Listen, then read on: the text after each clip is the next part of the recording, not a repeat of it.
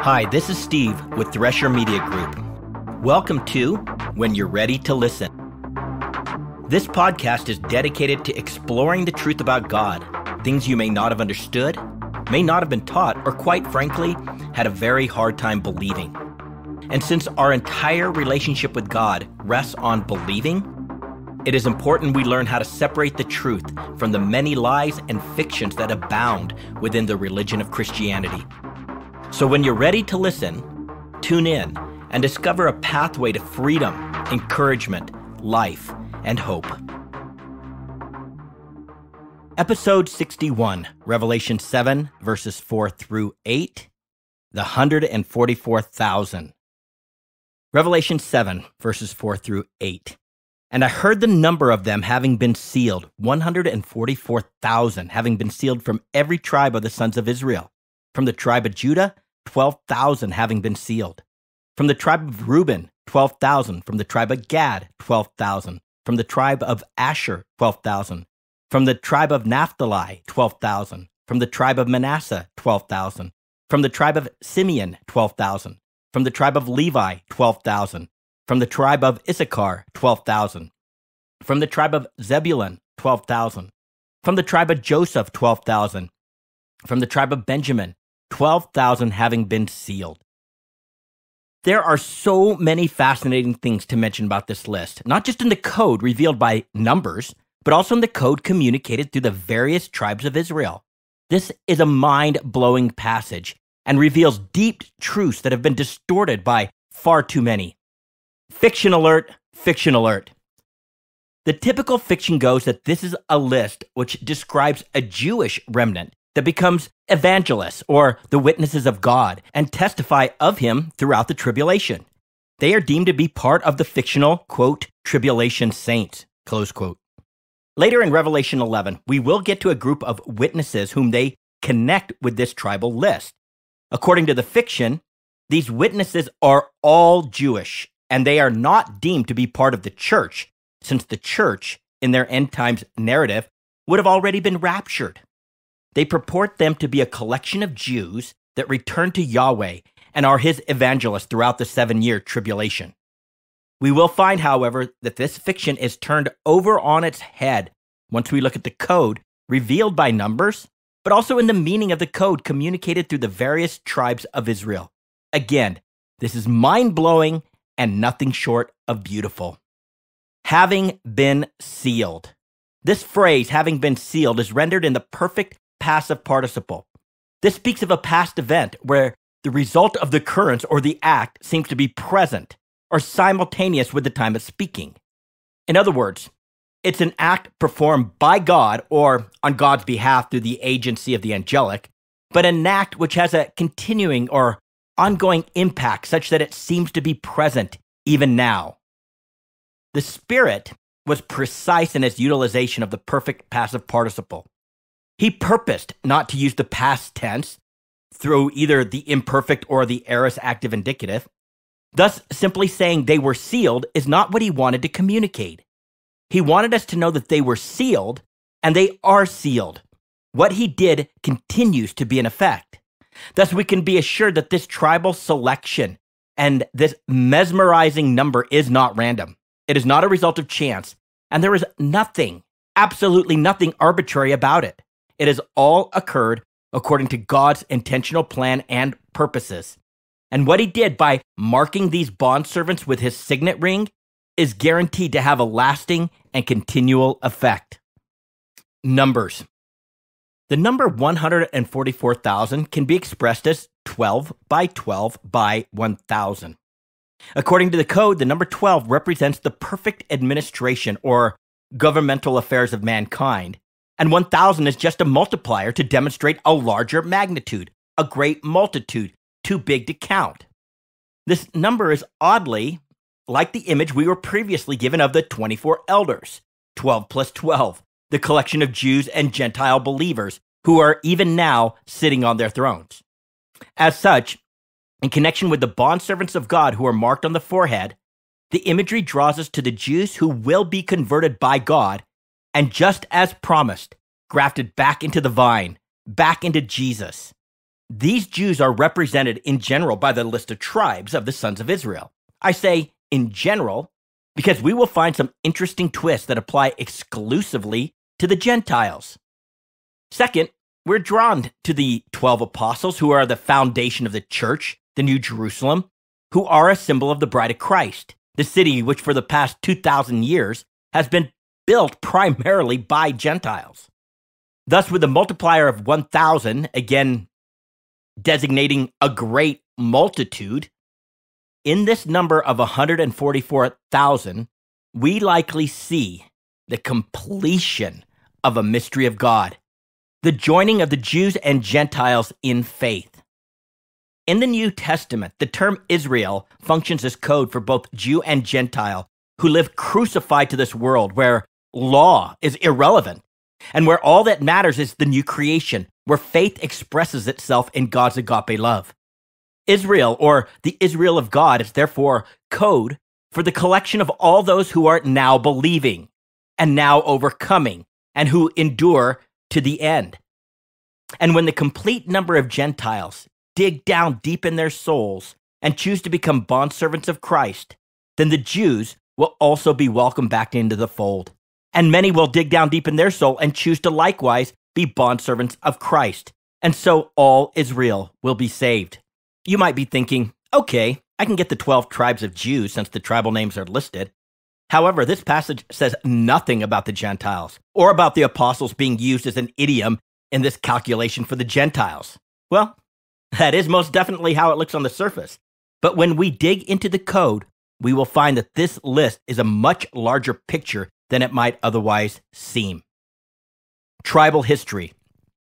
It is important to note that during the time when John was writing, amongst the Jews, there was little tribal distinction remaining, except for some of those who belonged to Judah and Benjamin, the two southern tribes, and for certain priests and Levites that still clung to their ancestral heritage. Therefore, understanding a little bit of history is important here. Israel, Ephraim.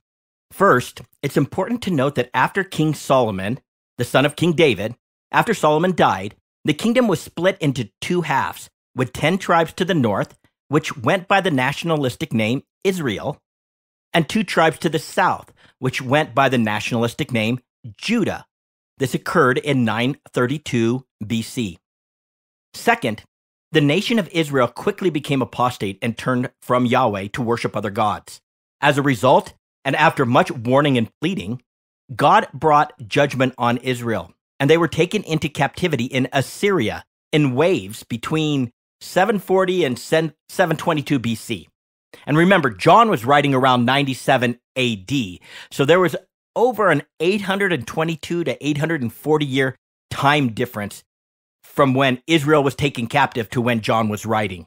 Third, prior to their captivity, God often used the tribal name Ephraim as a marker or a placeholder in an idiomatic fashion that referred to the entirety of the nation of Israel, the whole 10 tribes.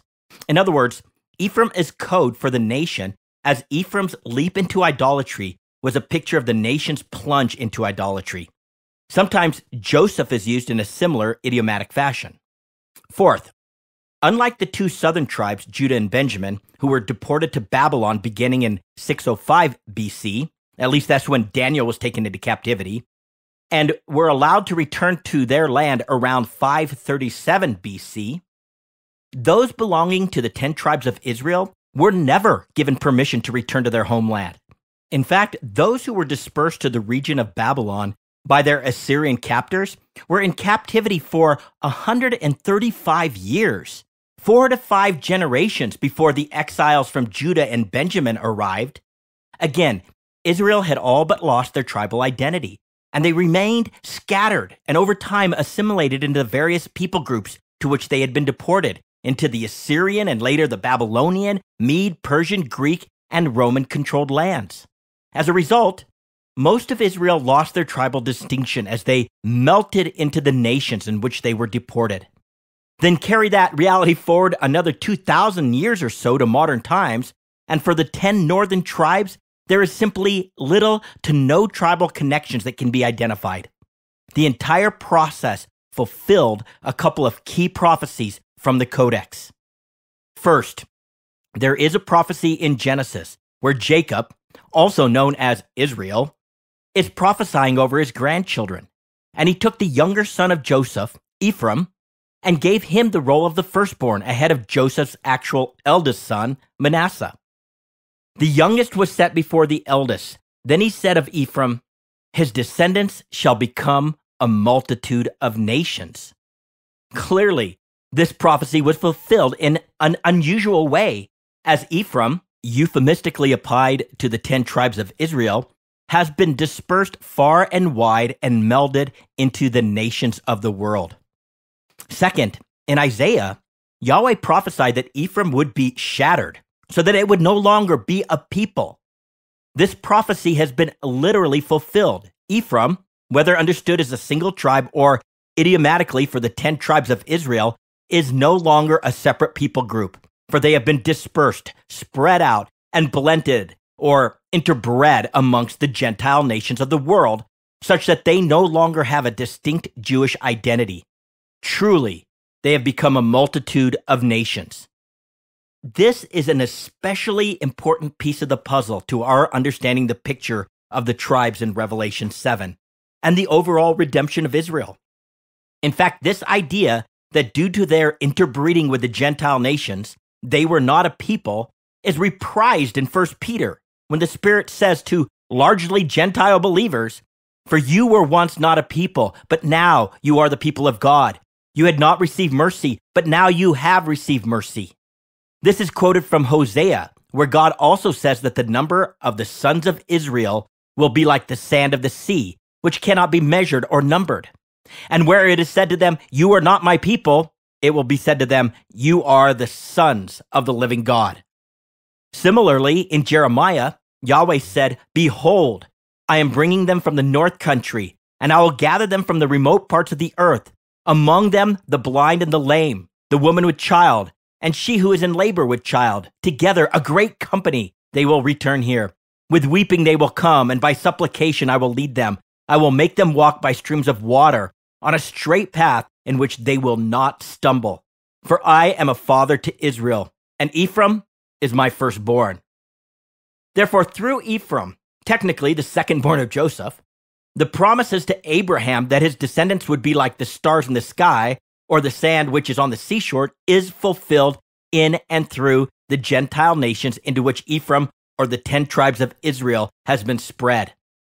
Ephraim has become a multitude of nations, a multitude of Gentile nations, as Yahweh promised to Abraham.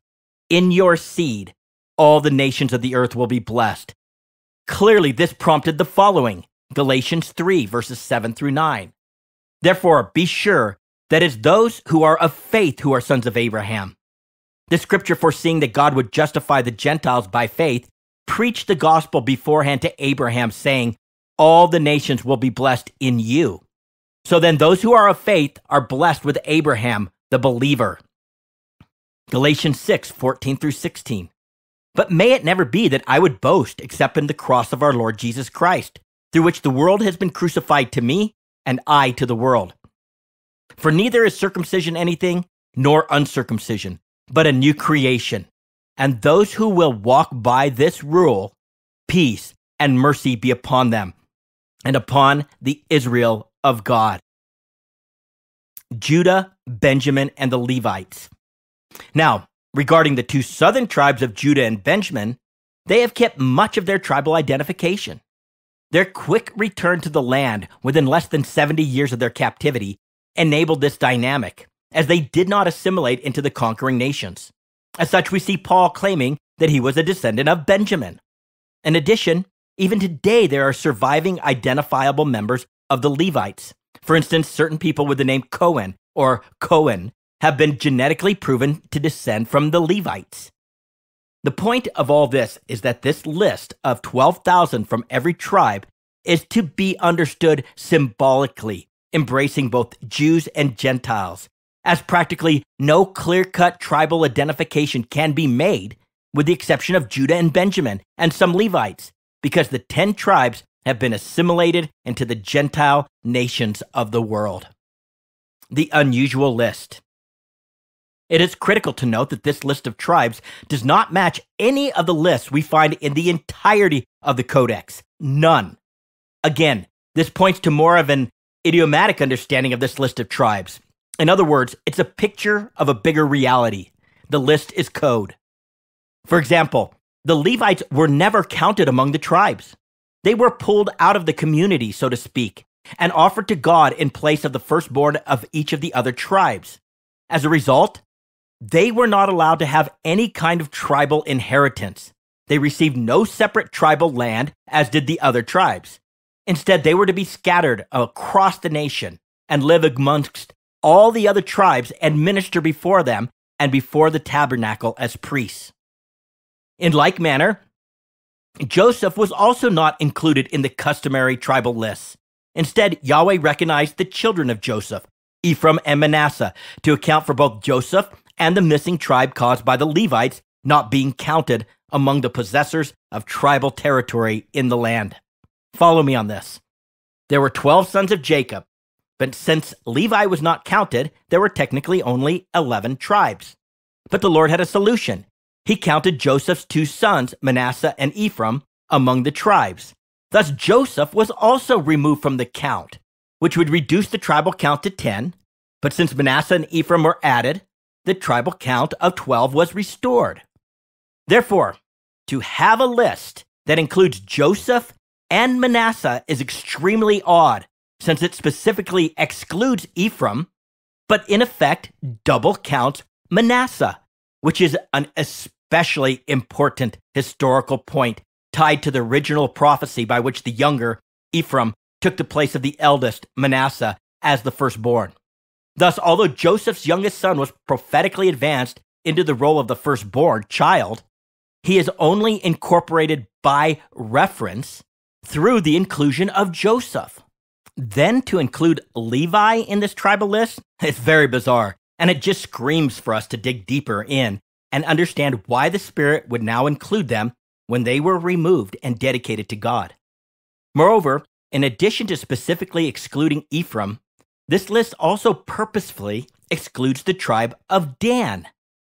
Going back to the demonic connection to the tribe of Dan, we should not be surprised that they are not included. Still, to have them wiped off the list of the tribes of Israel is unprecedented. This seems like a huge shell game that somehow still comes out with a list of 12 tribes, though this list is bizarre, never seen before, and which on its surface makes no historical sense. What could it all mean? Clearly, this list is meant to be understood as a picture, an exceptionally large picture that is fully identified in the verses that follow, Revelation 7, verses 9 through 17, and not as a definitive list of Jews that become evangelists for God as the typical fiction goes. Therefore, we must take a deeper dive into this tribal list to understand the meaning of the code. We'll first address the tribes that were deleted, and then we'll come back around and address the unusual inclusions. Deletions, Dan and Ephraim. Following up from our study in Jude on apostasy, Dan and Ephraim represent a radical arm of the apostate church. The New Testament nomenclature for these two tribes would be a segment of the visible church identified as the called. Those who were called by God into his household, placed their faith in God, they took step 1 and were converted by God or born again. But due to their not having made the choice to become a little child, dependent upon God for all things, all the time, they chose to exchange their faith for what the world, and ultimately what the beast has to offer. Some started down the path of faith and later retreated, and still others never took step 2. This is all image for us in the parable of the sower and the seed. Dan, marked on their hands and forehead. Dan might be code representing the segment of the visible church that ends up following the Antichrist. There's a poignant passage found in Revelation 13, verses 15 through 16, which states that the false prophet is even now causing people to be marked with the mark or the signet of the beast on the forehead and right hand. The forehead is a place of religious proclamation, but the right hand is a symbol of power and strength. Thus, the marking on the right hand gives us an image of those who are not just willing to join the beast to ensure they do not die, but they will use their power and might to support his cultic religion. In other words, Dan represents those who give their heart, mind, soul, and strength to the beast. We read about these people. A brother will betray his brother to death. A father will betray his own child, and children will rebel against their parents and cause them to be killed. These are those who will make true believers outcasts in the synagogues and churches.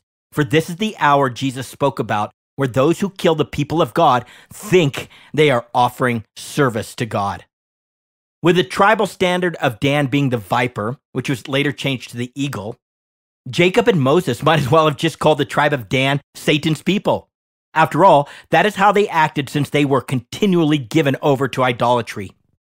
We are told that from when Dan first occupied territory in the Promised Land until their exile to Assyria, they worshipped a carved image, even though the tabernacle of God was available to them in Shiloh. It is also no mistake that both John the Baptist and Jesus called the religious elite the apostates of his generation, serpents, a brood of vipers. They were in essence labeling these ardent believers in their apostate religion as members of the tribe of Dan, which explains why Jesus said that their father is the devil and they want to do the desires of their father, who is a murderer and a liar. This obviously stirred up the ire and the hatred of these religious leaders. There's also a strange apocalyptic passage in Jeremiah, which seems to speak of the fact that Dan might be part of the apostates who joined the kingdom of the beast and come against the land of Judah in the last days. Jeremiah chapter 8, verses 16 through 17. The snorting of the horses is heard from Dan. At the sound of the neighing of their stallions, the whole land quakes. They come and devour the land and all that fills it, the city and those who dwell in it. For behold, I am sending among you serpents, adders that cannot be charmed, and they shall bite you, declares Yahweh. This passage is in perfect alignment with the original prophecy about Dan being a serpent in the way, a horned snake in the path that bites the horse's heels, so that the rider falls backwards. And as previously stated, we know that much of the persecution of the bondservants of Christ will come at the hand of those who believe they are doing a service for God, but who are in fact apostate, those who have fallen away from grace and have been cut off from Christ. Jesus says that these apostates will cast the bondservants of God out of their religious institutions.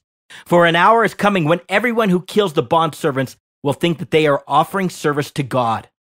They will be fully convinced they are honoring God, and they will do these things because in truth, they have not known the Father or the Son.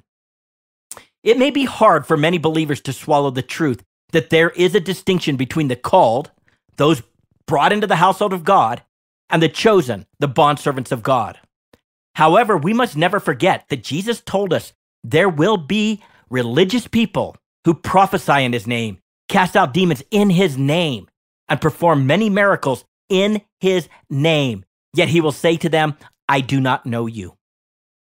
Jesus also warned us that there will be a great apostasy where many, not a few, will fall away. And the Spirit is clear that this falling away must occur before the rapture, near or around the time that the man of lawlessness, the Antichrist, is revealed, the son of destruction, the son of the beast.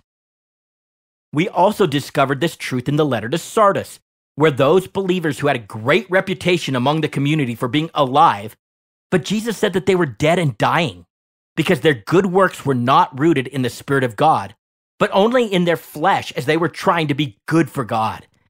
We must never forget that both Jude and Revelation separates those who stand only on the goodness of God from those who are very busy trying so hard to be good for God. And keep in mind, Dan was apostate from the beginning. When the Israelites first settled in Canaan, Dan's original property grant was on the coast and was Philistine facing to the south. Though a small tribe, they had nothing to worry when it came to the Philistines, for they were backed by the powerhouse tribes of Judah and Ephraim. However, Dan never fully possessed their land, and in effect abandoned it to the Philistines. Dan abandoned their original calling. Yes, they departed or apostatized from the very beginning. Years later, they settled north of Naphtali as the northernmost tribe on the border of Assyria. The imagery here is striking. The called, like Dan, never possessed the land Yahweh gave them to conquer. Rather, they abandoned their original calling and turned to religion and to idolatry, all, of course, done in his name. This is pictured for us in the warnings found in Hebrews 3 and 4 regarding those consumed with wrong belief and unbelief. Hence, a segment of the called will become ardent, sold-out followers of the soon-coming Messiah, giving him their heart, mind, soul, and strength. Dan is idiomatic of Christians and Jews who fall away, abandon their calling, and take the mark of the beast upon their forehead and right hands. They become ardent believers, fully convinced they are serving their Messiah. By the way, we will find out that this is already happening. This is not an event we are waiting on to occur. The code is clear.